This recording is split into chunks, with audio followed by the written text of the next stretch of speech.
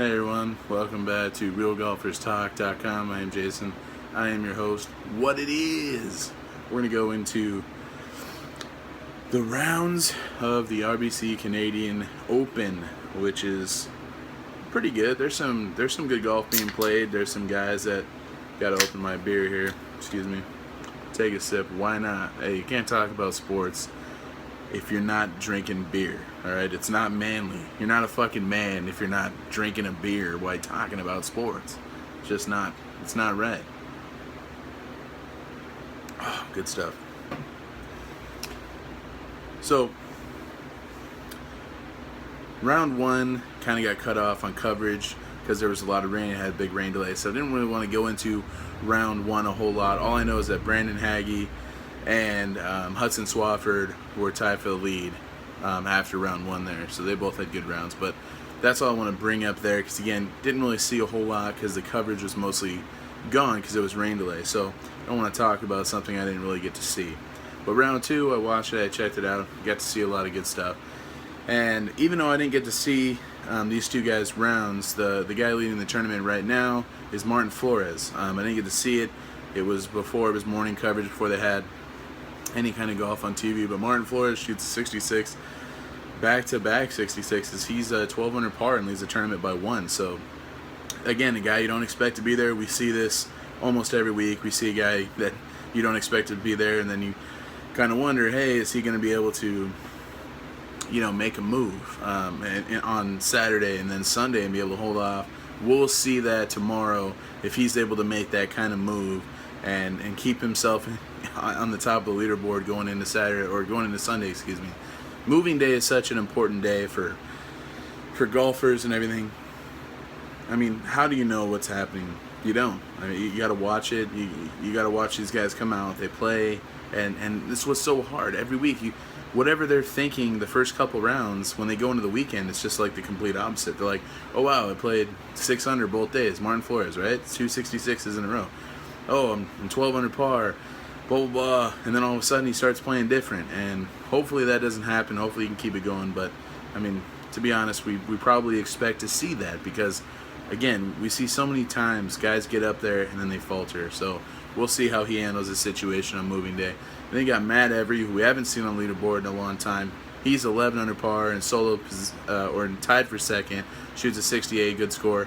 Had a good round of golf. So Matt Every played well. He played well, gets himself tied for second. And Gary Woodland, who had the round of the day, shoots a 63, gets himself in a tie for second at 11 under par. And I saw that. That was phenomenal. Guy was hitting greens, having short putts. He was playing really well. He didn't get out of position. And when you don't get out of position and you play on the PGA Tour, you're going to make a lot of birdies. And he proved that. I think he had like 10 birdies on the day. That's crazy.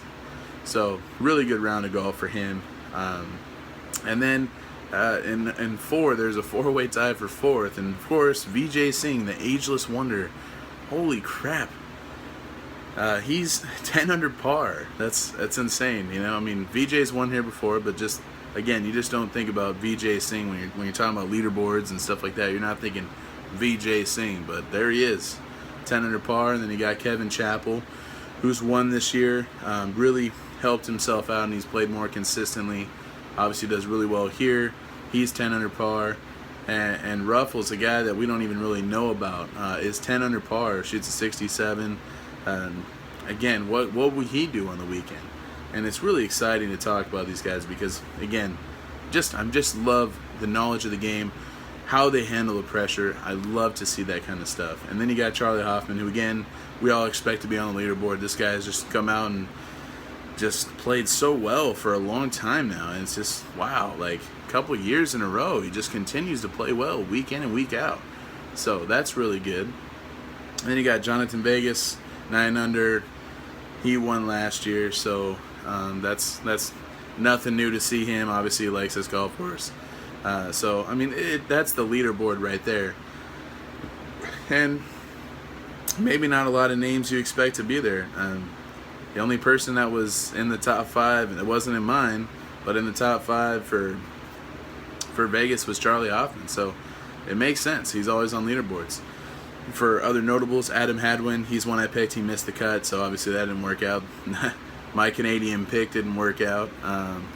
Dustin Johnson, he's 8 under par, so he's right there. He's 4 back. DJ obviously can play well. Ian Poulter is 8 under, so obviously, you know, he's really found something in the last couple months to play well. So I'm really excited about Ian Poulter and what he's doing. I just like Ian Poulter. So then you got Bubba Watson, who actually was 6 under par, and then he kind of shot a 1-over round today, but hit a lot of shots. Just a couple flared out to the left there. I don't know what was going on with him there, but again, he makes the cut, and then Kuchar fights back. He was even par after a double bogey and fought back, gets himself to 5 under par and makes the cut. So really good stuff out of Kuchar. Kuchar and DJ obviously were 2 people I picked. Adam Hadwin, Ollie Schneider-Jans.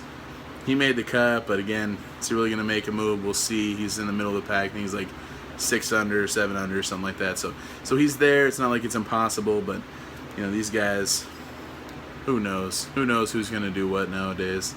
And Patrick Hanley, he's in the middle too. I think he's like 6 under par. So these guys are there, but again, what can they do on moving day? And that's the important thing. Glen Abbey is a great golf course. I don't even get to see it. Love the water, the trees everywhere. It's a beautiful course. Absolutely beautiful course. So definitely want to see more of that. More like, I'd love to go play there. I really would. I'd love to go play there. Of course, you know, I go play there. I'm shooting, what, 98 at best? That's not a good day.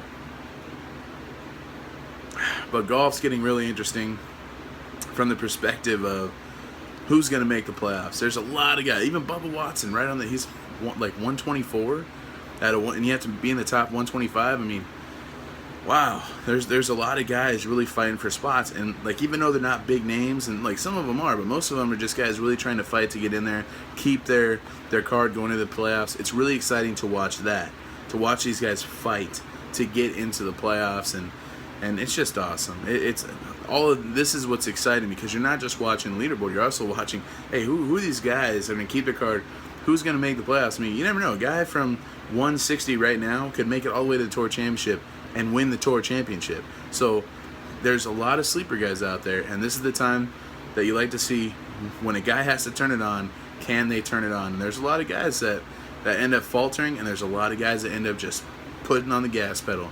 So it'll be exciting to watch. But that's the silver lining of this whole tournament. It's a tournament within a tournament, because there's so many guys fighting for position. So really good stuff. I can't wait to watch moving day in round 3, and hopefully we can get some more stuff to talk about then. But again, if you guys have any comments or feel like something should have been talked about, or something that maybe you want me to talk about, have a question for me, let me know. Again, my email is jay316dub@aol.com, jay316dub@aol.com. All right. Well, I appreciate being part of the show. Cheers to everybody. Real Golfers Talk. I'm Jaysone. I'm your host. See you guys next time.